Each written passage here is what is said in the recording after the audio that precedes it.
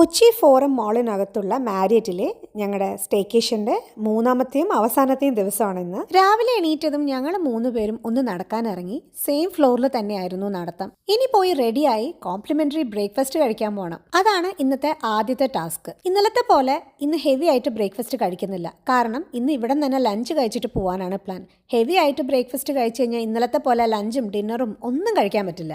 അമ്മയും മോനും കൂടെ കാര്യമായിട്ട് എന്നെ എന്തോ പറഞ്ഞ് കളിയാക്കുന്നതാണ് എൻ്റെ പുറകിൽ ഇപ്പോൾ നിങ്ങൾ കണ്ടുകൊണ്ടിരിക്കുന്നത്. ഞങ്ങളിതാ റെസ്റ്റോറൻറ്റിൽ എത്തി ബ്രേക്ക്ഫാസ്റ്റ് കഴിക്കാൻ. ഇന്നലെ കണ്ട പോലെയുള്ള ഏകദേശം സിമിലർ ആയിട്ടുള്ള മെനു തന്നെയായിരുന്നു ഇന്ന്.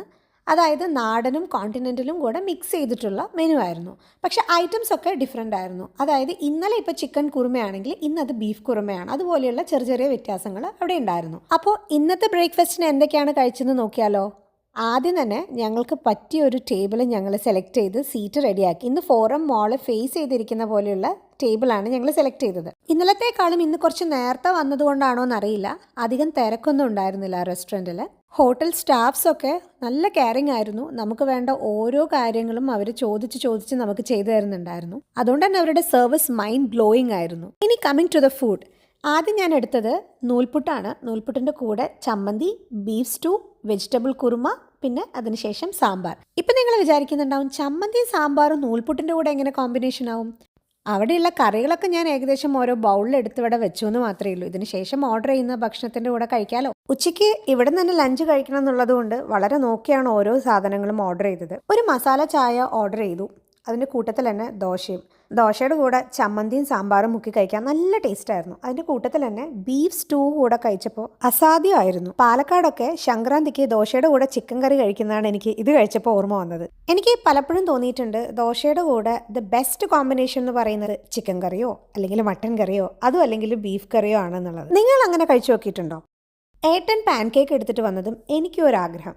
ഇന്നലെ ട്രൈ ചെയ്യാൻ പറ്റാത്തതുകൊണ്ട് ഞാനും പാൻ കേക്ക് എടുത്തിട്ട് വന്നു. പാൻ കേക്ക് മാത്രമല്ല, അതിൻ്റെ കൂടെ കഴിക്കാനായി മേപ്പിൾ സിറപ്പും ന്യൂട്ടലയും എടുത്തിട്ടുണ്ടായിരുന്നു. അതിൻ്റെ കൂട്ടത്തിൽ തന്നെ വീണ്ടും മസാല ചായ ഞങ്ങൾ എല്ലാവരും ഓർഡർ ചെയ്തു. നല്ല ടേസ്റ്റായിരുന്നു. പല ഇൻ്റർനാഷണൽ ട്രിപ്പിന് പോകുമ്പോഴും ഞങ്ങളെ സേവ് ചെയ്തിട്ടുള്ളത് ഈ പാൻ കേക്കാണ്. പാൻ കേക്കിൻ്റെ ടേസ്റ്റ് ലോകത്ത് ഏകദേശം എല്ലാവരുടെയും ഒരേപോലെ ആയിരിക്കും. ചില രാജ്യത്തൊക്കെ പോകുമ്പോൾ നമുക്ക് അവരുടെ ഫുഡ് തീരെ ഇഷ്ടപ്പെടില്ല. ആ സമയത്ത് പ്രത്യേകിച്ച് ബ്രേക്ക്ഫാസ്റ്റിന് എന്തായാലും പാൻ കേക്ക് എന്നുള്ളൊരു ഐറ്റം ഉണ്ടാവും. അപ്പം ഇത് കഴിച്ചിട്ടാണ് ഞങ്ങൾ സമാധാനപ്പെടാറ്. ഞാൻ ആദ്യമായിട്ട് പാൻ കേക്ക് കഴിക്കുന്നത് കല്യാണം കഴിഞ്ഞ് ഹണിമൂണിന് നേപ്പാളിൽ പൊക്രയിൽ പോയപ്പോൾ അവിടെ നിന്നൊരു ഹോട്ടലിലാണ്. ആ ഹോട്ടലിലെ ബ്രേക്ക്ഫാസ്റ്റിൽ ഒരു ഐറ്റവും എനിക്ക് ഇഷ്ടപ്പെടാതെ വന്നപ്പോൾ ഇത് കഴിച്ചു നോക്കി. ഇത് കഴിച്ചപ്പോൾ എനിക്ക് ഇഷ്ടപ്പെട്ടു. അതിനുശേഷം ഏത് രാജ്യത്ത് പോയാലും പാൻ കേക്ക് കിട്ടിയാൽ ഞാൻ കഴിക്കും. ഈ ന്യൂട്ടല്ല ഇതുപോലെ സ്പ്രെഡ് ചെയ്യുന്നത് വളരെ സാറ്റിസ്ഫൈങ് ആണ് കേട്ടോ. അതുകൊണ്ടാണ് ഞാനിത് പിന്നെയും സ്പ്രെഡ് ചെയ്തുകൊണ്ടിരിക്കുന്നത്. എൻ്റെ ക്യാമറാമാൻ്റെ അഭ്യർത്ഥന പ്രകാരം ഞാൻ ഈ സ്പ്രെഡ് ചെയ്യുന്നത് തൽക്കാലം ഇപ്പോൾ ഇവിടെ നിർത്തുകയാണ്. മേപ്പിൾ സിറപ്പോ ന്യൂട്ടല്ലയോ ചോക്ലേറ്റ് ഡിപ്പോ ഒന്നും ഇല്ലെങ്കിൽ തന്നെ നമുക്ക് വെറുതെ കഴിക്കാനും നല്ല ടേസ്റ്റാണ് പാൻ കേക്ക്. ഇതെല്ലാം ഉണ്ടെങ്കിൽ മേപ്പിൾ സിറപ്പും ചോക്ലേറ്റ് ഡിപ്പോ അല്ലെങ്കിൽ ന്യൂട്ടല്ലയോ ഒക്കെ ഇതുപോലെ നന്നായിട്ട് സ്പ്രെഡ് ചെയ്ത് കഴിച്ചാൽ നല്ല ടേസ്റ്റാണ്. പിന്നെ വേറെ ഒന്നും വേണ്ട നമുക്ക് കഴിക്കാൻ. കുട്ടികൾക്കൊക്കെ ഇത് നന്നായി ഇഷ്ടപ്പെടും. അതുപോലെ തന്നെ വീട്ടിലുണ്ടാക്കാനും വളരെ എളുപ്പമാണ്. സത്യം പറഞ്ഞാൽ 2 കപ്പ് ചായ കുടിച്ചതിന് ശേഷം എനിക്ക് കാര്യമായിട്ടൊന്നും കഴിക്കാൻ പറ്റുന്നില്ല. ഞാനങ്ങനെ കഴിച്ചുകൊണ്ടിരിക്കുമ്പോഴാണ് ആ ഒരു വലിയ സത്യം മനസ്സിലാക്കിയത്. എൻ്റെ കൂടെ വന്ന 3 പേരും ഓൾറെഡി ഭക്ഷണം കഴിച്ച് കൊച്ചു വർത്താനം പറഞ്ഞിരിക്കുന്നു. അവരെനിക്ക് വേണ്ടി വെയിറ്റിംഗ് ആണ്. അടുത്ത റൗണ്ട് പോകാനായിട്ടുള്ള ഒരു ശാന്തതയാണ് ഇപ്പം നിങ്ങൾ കണ്ടുകൊണ്ടിരിക്കുന്നത്. അല്ലെങ്കിലും ധൃതി പിടിച്ചിട്ടുള്ള ഭക്ഷണം കഴിപ്പ് എനിക്ക് തീരെ ഇഷ്ടമല്ലാത്തൊരു കാര്യമാണ്. അങ്ങനെ ധൃതി പിടിച്ച് കഴിച്ചാൽ എനിക്കെപ്പോഴും നെഞ്ചിലിങ്ങനെ നിൽക്കുന്ന പോലെ തോന്നും. അതുകൊണ്ട് ഞാൻ എപ്പോഴും സമയമെടുത്ത് പതുക്കെ ആസ്വദിച്ചേ കഴിക്കാറുള്ളൂ ഭക്ഷണം. ഫോറം മാളിൻ്റെ ഫുഡ് കോർട്ടിൽ ഇപ്പോൾ ക്ലീനിങ് നടന്നുകൊണ്ടിരിക്കുകയാണ്. കാലത്തായതുകൊണ്ട് തന്നെ കടകളൊന്നും തുറന്നിട്ടില്ല.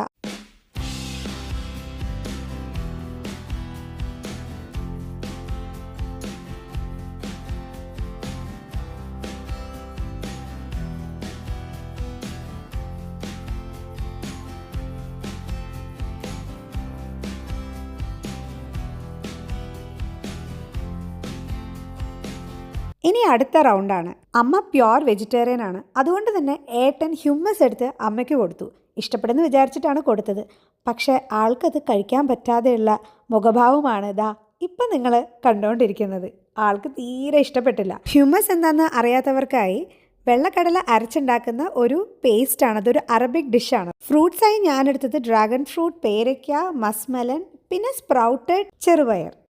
ഞങ്ങളിപ്പോൾ ബ്രേക്ക്ഫാസ്റ്റ് കഴിക്കാൻ വന്നിട്ട് ഏകദേശം 1 മണിക്കൂറിൽ കൂടുതലായി. അതുകൊണ്ട് തന്നെ കുറച്ച് നമ്മൾ കഴിച്ചതൊക്കെ അയഞ്ഞിട്ടുണ്ടായിരുന്നു. അതുകൊണ്ട് ഞങ്ങൾ 4 പേർക്കും ഓരോ കരിക്ക് ഓർഡർ ചെയ്തു. ഇന്ന് ഞങ്ങളെല്ലാവരും കരിക്ക് കുടിക്കുക മാത്രമാണ് ചെയ്തത്. അതിനകത്തുള്ള തേങ്ങയ്ക്ക് വേണ്ടി വെയിറ്റ് ചെയ്തില്ല. കാരണം അതുകൂടെ കഴിച്ചാൽ വയറ് ഭയങ്കരമായിട്ട് ഹെവി ആവും. പിന്നെ ലഞ്ച് കഴിക്കാൻ പറ്റില്ല. ഡ്രാഗൺ ഫ്രൂട്ടും പേരയ്ക്കയും ഒരു രക്ഷയുണ്ടായിരുന്നില്ല. അത്ര മധുരമായിരുന്നു.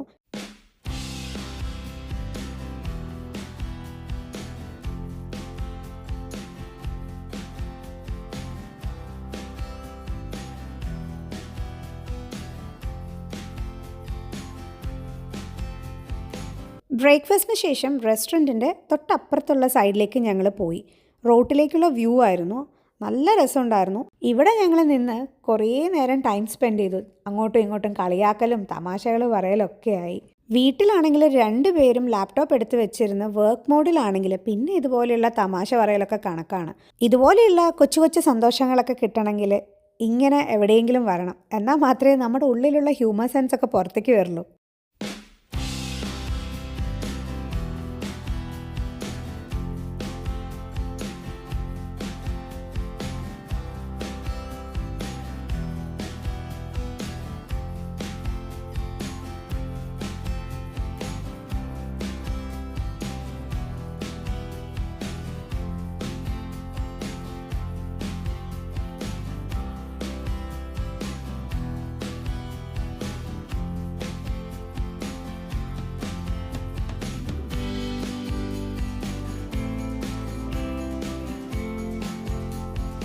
അപ്പോൾ ഇതൊക്കെയാണ് ഇന്നത്തെ ബ്രേക്ക്ഫാസ്റ്റ് വിശേഷങ്ങൾ.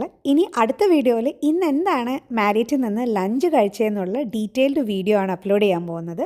അപ്പോൾ ഇന്നത്തെ വീഡിയോ എല്ലാവർക്കും ഇഷ്ടമായി എന്ന് വിചാരിക്കുന്നു. അടുത്ത വീഡിയോയ്ക്കായിട്ട് കാത്തിരിക്കുക. വീഡിയോ എല്ലാവർക്കും ഇഷ്ടമായി കഴിഞ്ഞാൽ സബ്സ്ക്രൈബ് ചെയ്യുക, ലൈക്ക് ചെയ്യുക, സപ്പോർട്ട് ചെയ്യുക.